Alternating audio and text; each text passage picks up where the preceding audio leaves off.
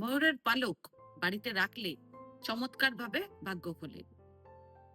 মাটির পাত্রে একগুচ্ছ ময়ূরের পালক ভরে রেখে বাড়ির পূর্ব দিকে রেখে দেবেন।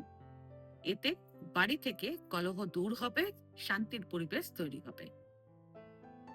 যদি বাড়ির কোনো ব্যক্তি বারবার রোগে পড়ছেন কিংবা ব্যবসায় বারবার লোকসান হচ্ছে, তাহলে একটি মাটির পাত্রে প্রথমে সন্দব লবণ ভরবেন, তারপর তার ওপরে আপনারা ময়ূরের পালক রেখে দেবেন।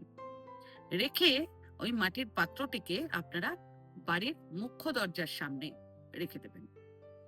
এতে বাড়ি থেকে রোগ দূর হবে, ব্যবসাতেও উন্নতি হবে। একটি মাটির পাত্রের মধ্যে একগুচ্ছ ময়ূরের পালক ভরে রান্নাঘরে রেখে দেবেন। এতে সুখ সমৃদ্ধি বৃদ্ধি পাবে, মা লক্ষ্মীর স্থায়ী বাস হবে এবং দারিদ্রতা দূর হবে।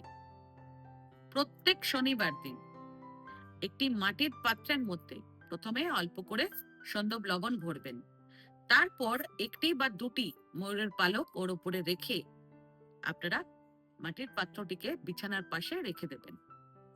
এতে শনির দোষ ও রাহুর দোষ দূর হবে।